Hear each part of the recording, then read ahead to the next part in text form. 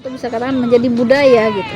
Setelah Ramadan itu ada healingnya, ada jalan-jalannya, bahkan dengan teman-teman, termasuk dengan teman-teman laki-lakinya.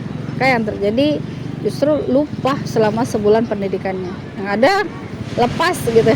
Kalau selama Ramadan sebenarnya bukan berarti enggak juga. Ya kita sering tahu lah gimana remaja atau bahkan anak-anak pemuda-pemudi yang sebenarnya dengan konsep bebas, bahwa dengan konsep hidup yang sekuler tadi, mereka memahami bahwa pergaulan itu tidak perlu dilarang gitu, termasuk bulan Ramadan.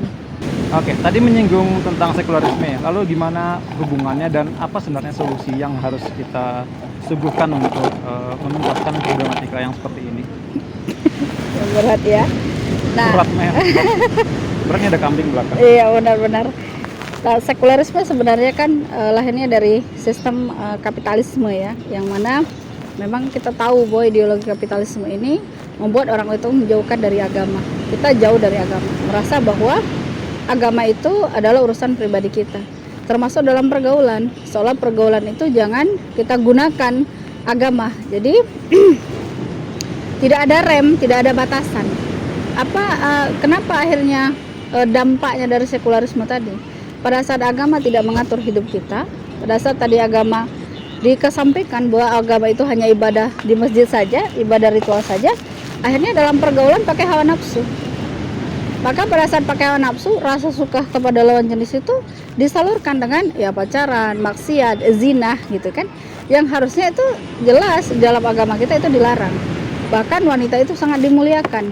Nah, laki-laki itu memuliakan wanita bukan dengan memacarinya atau bahkan menghamilinya atau bahkan mengajaknya maksiat, tapi datangi ayahnya, nikahi.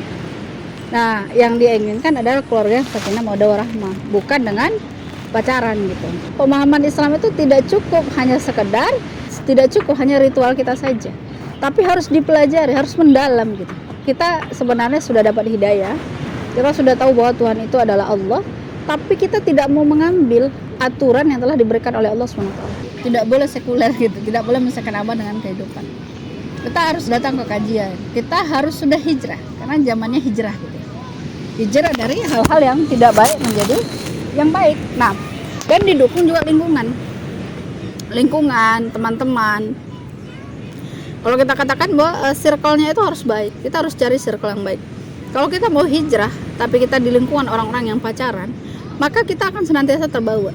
Pada saat kita ingin menutup aurat, di tengah teman-teman yang suka buka aurat, maka itu akan susah. Makanya teman-teman kajian di tempat-tempat kajian untuk kebaikan itu kita datangi. Majelis-majelis ilmu itu kita datangi. Dan kita ajak saudara-saudara kita, termasuk para remaja. Makanya kita adakan kamus hijrah, kajian muslimah hijrah. Kita ajak anak-anak SMK, anak-anak SMP, bahkan para pemuda, karena memang sasaran sekularisasi terhadap pemuda itu luar biasa. Belum lagi melalui berbagai macam tayangan kita tahu bahwa dominasi informasi atau bahkan gausul saqafi, perang budaya kepada kaum muslimin itu luar biasa. Sehingga anak-anak kaum muslimin itu lebih parah dari anak-anak yang di luar sana gitu, anak-anak orang barat sana. Kenapa? Kalau orang-orang barat ya jelas akidahnya bukan muslim. Ini kaum muslimin loh.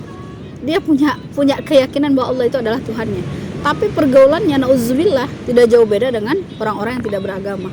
Ini kan parah sebetulnya karena kondisi ketidakpahaman terhadap agama. Maka penting ngaji. Ya. Ngaji, kita belajar. Yuk kita ngaji. Thank you, Bu. Oke.